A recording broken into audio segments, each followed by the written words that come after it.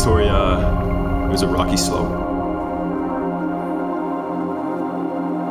I was not confident, but we didn't do it efficiently. We were zigzagging. It felt like I was going to tear a quad. I was too cautious, which cost me a lot of time going down the hills.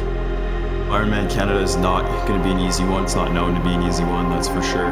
I know it's going to come hard. It's going to hit me hard. And if I don't fight back, I'm going to get lost.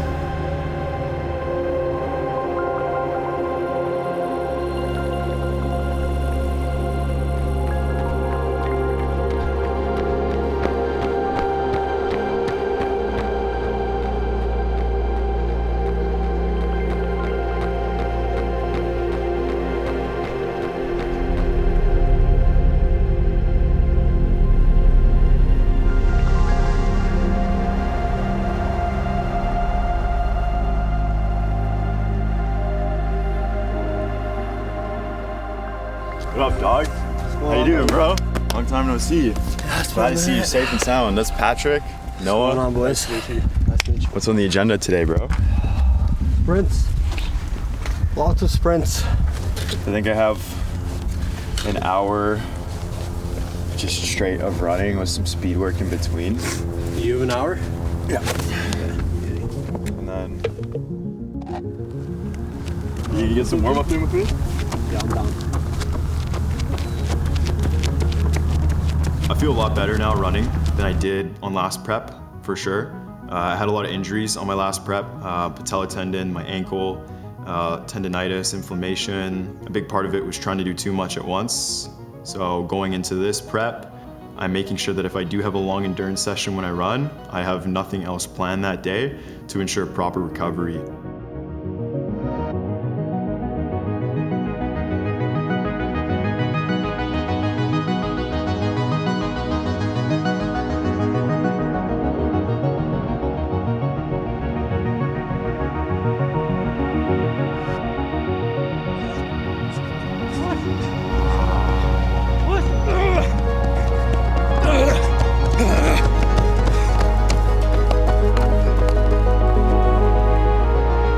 Hybrid training is basically just doing multiple things at once and trying to be the best at it instead of focusing on one discipline or skill.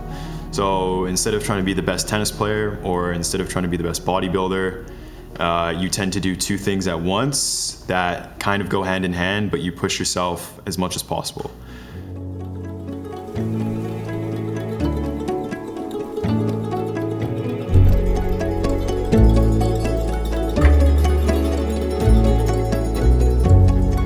So we decided to travel up here so I could bike a little bit of the course and get a feel for what it's going to be like on race day, considering the elevation is a lot higher up here, it's a lot drier, and it's going to be a lot warmer.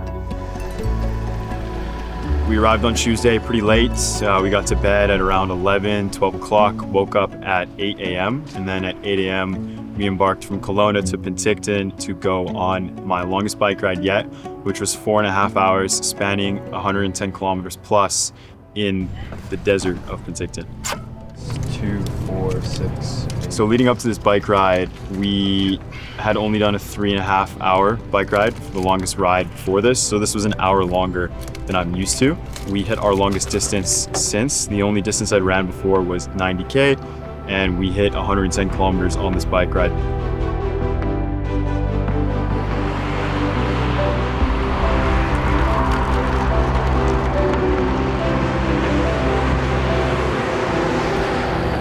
You know, there wasn't too many thoughts going into it. You know, there was a little bit of nervousness being the longest bike ride, mainly to the incline that is going to be ahead, knowing that I have to climb 1,900 meters throughout the whole 180K. I knew it was going to be tough. I knew the heat was going to be a big factor, but nonetheless, I kind of just calmed myself down. Didn't really think too much about it, kind of just focused on the process and where I needed to be in that moment to kind of get me started on the bike.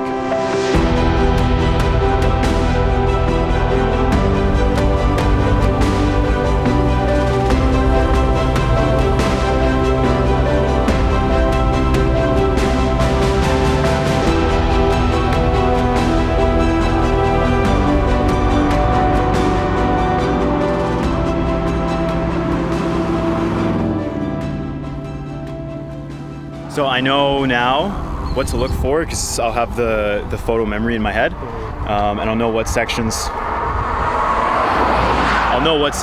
to kind of give them more power and what not to, and then what to expect and where I should and shouldn't be feeling. One thing I would redo is not eat so much at the start. At the start, I was like carbs, carbs, carbs, carbs. I burned through my fuel source a little bit too fast. Yeah. But other than that, I mean, I'm pretty happy with how it went. Yeah, I think the biggest lesson that I learned on this Penticton trip was to respect the course, respect my limits, and to play within them. So for me, it's not about getting a certain time, it's about completing it well. And I want to make sure that I'm doing it comfortably while pushing as hard as I can.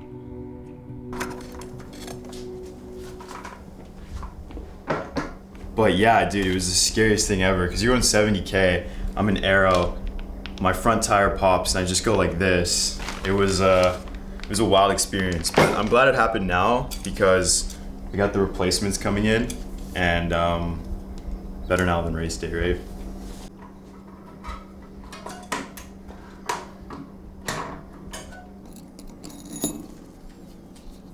I was doing hill sprints one time. It was the first time I had it prescribed for me, my training program.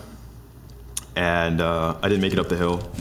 I had to stop and go back down and redo it. And at that moment, I questioned every single thing that I was doing. I was like, am I even ready for this? Penticton is gonna be so hilly, and I'm doing double the distance, and I can't even make it up this hill. Okay, bro. I got 2 hours ahead and then 45 run off the bike, so it's up to you if you want to meet me here or meet me on the ride, but see you later, bro.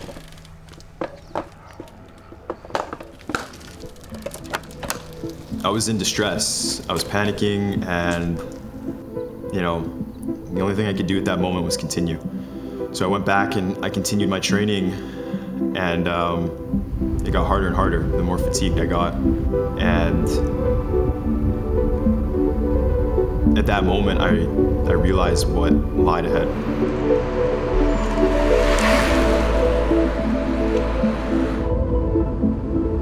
As confident as I can sound, that's not the case sometimes. I get wrapped up in my head, and when reality hits me, I get quite scared.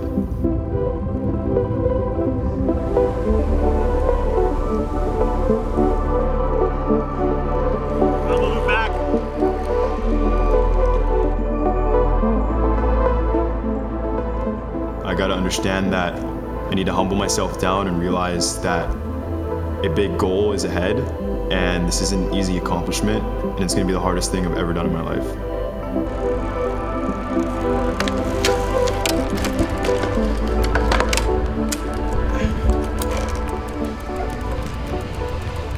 Okay, so 45 minutes, zone 2 run off the bike. Took about 5 minutes in transition there, and now we're off.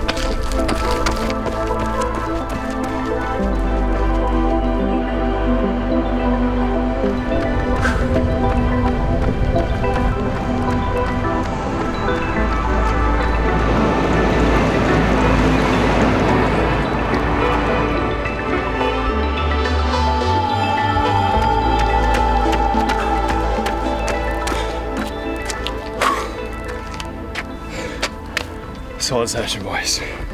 That's what we like to see. Heart rate was nice and low, and the run off the bike felt great, zero cramping. We opened up with like 160, but then we kind of like paced it in, and once we started pacing, we got down to like the 140s, and we pretty much maintained that the whole way.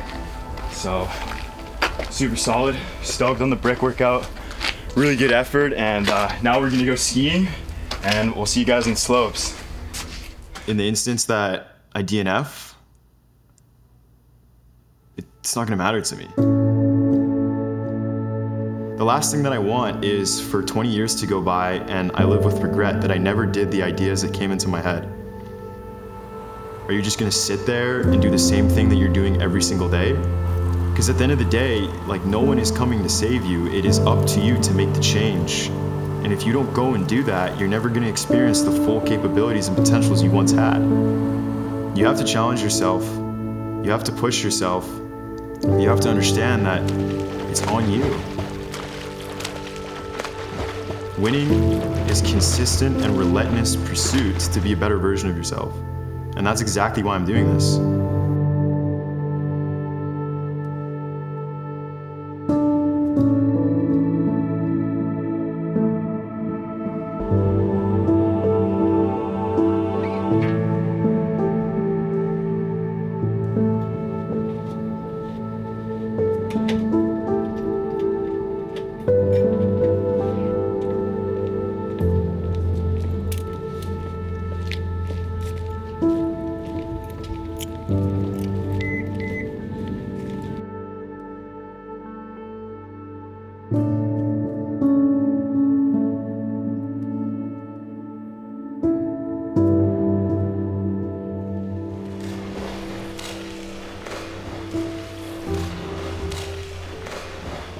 Yeah, I know Ironman Canada is not going to be an easy one for sure. It's not known to be an easy one, that's for sure. Right off the bat, we got a 3.8 kilometer swim. I think that's pretty standard in most Ironmans. I'm not too worried about that. However, getting off that 3.8 kilometer swim and biking 180 kilometers in a dry desert such as Penticton over the span of 2,000 meters in elevation gain is going to be brutal for sure. I know the 900 meter elevation gain in Victoria was a tough one. Couldn't imagine doing more than double that with double the distance.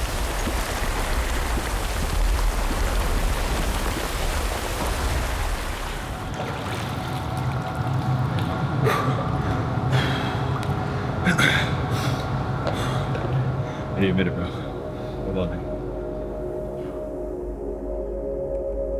I'm not mentally tough. People think I'm mentally tough. It might look like I'm mentally tough. I'm not mentally tough.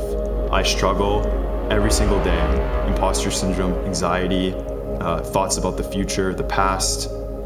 Every single day, I struggle just like every other person does. Some days are great, some days are bad. I'm not gonna sit here and play a character that I'm not. I realize that if you don't stay disciplined, you're not gonna be able to achieve the things you wanna do, and you're gonna live a very unfulfilling life. Fulfillment comes when you do something hard and you succeed at it. And if you fail, you continue and do it again until you succeed.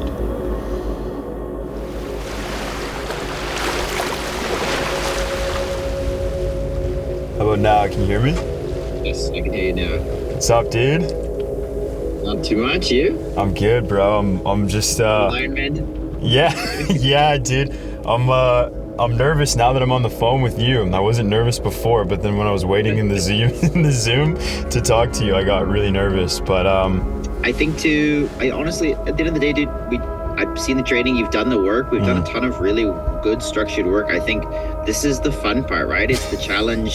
You've done all the preparation. Yeah, just enjoy. Like, it's a chance to go out and show what you've done, right? Like, just enjoy it, man. Have fun. Yep. If you think of anything, same as usual, I'm always available to be messaged, and I'll flick them stuff through so you have it for tomorrow morning, basically. But yeah, I think the big thing is just wear enough tomorrow morning. It'll make a big difference. Yep. Just making sure we're nice and loose. Awesome, dude. Thanks, bro. I appreciate it, man. No worries. Have fun. Yeah, just man. Enjoy it, man. Thank you. Cool. All right. See you, mate. Bye.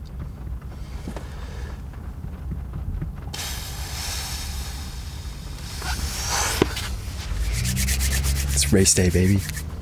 Let's go. So, if you wanted to leave like a note for your future self. My future self? Yeah. You did good, bro. You did good. You did good at this moment in your life. But it's not about where you are right now, it's about where you are in the future. So this is only helping you become the person that you need to be, and the person you want to be, and the person you aspire to be. But you're doing good right now. You're on the way to becoming that person. So keep it up. As I move forward to the gate, I'm gonna get more nervous and nervous, but I'll use those nerves as fuel. I'm definitely gonna be like moving around, slapping my legs and stuff, just kind of channeling that energy forward rather than like internally. It's been a tough prep. Like we talked about it earlier, just a lot of environmental factors, mental factors. We're here now. We're ready to dance. We're ready to roll. And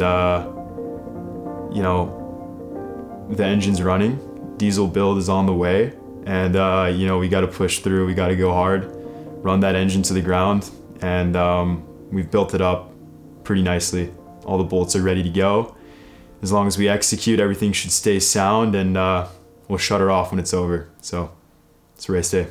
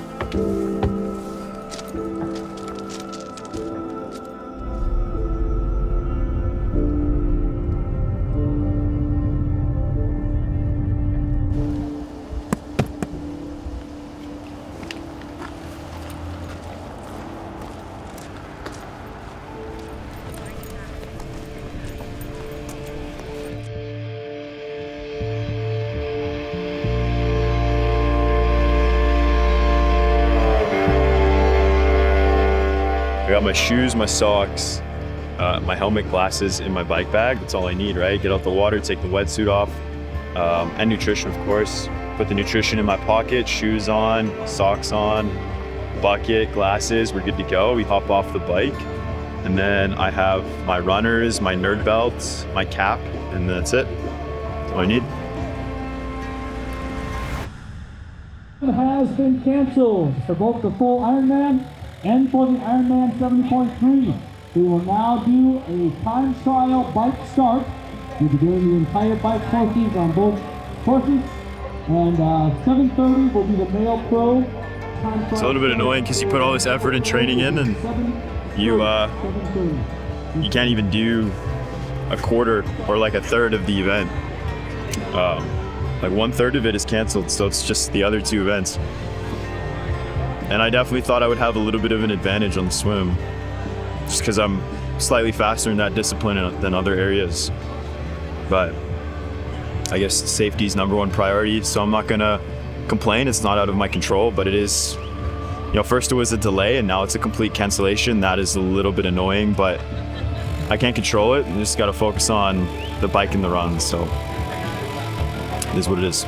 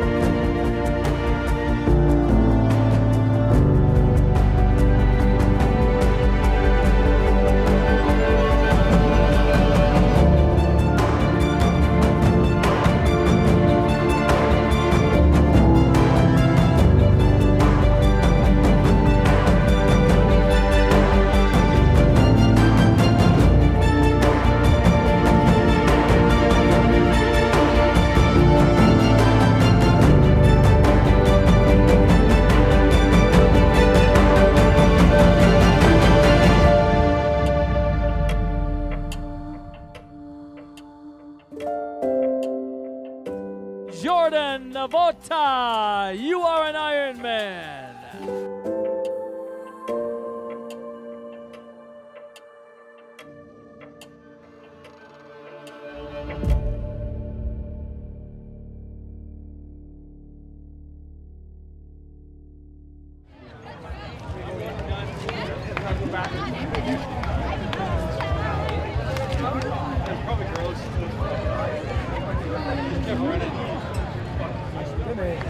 It's not bad. Sub 13 with the swim, basically. So we were on target, man. We did everything. So let's go. Going through my Ironman has been one of the most selfish things I've ever done. The last thing that I intended to do was neglect family or anyone in my social circle. If anything, those people just want what's best for you. So keep pushing hard, keep working. Don't let external thoughts, external factors get in your way. Because at the end of the day, it's you versus you. You know, you gotta be there for yourself. You gotta be there to push yourself, bring yourself up when you're down. No one's gonna be there to save you. No one's gonna come wake you up one morning and say, hey, you gotta do this. You know, hey, you gotta train. At the end of the day, it's your own battle out there. But the beauty of it is you have control if you win or not.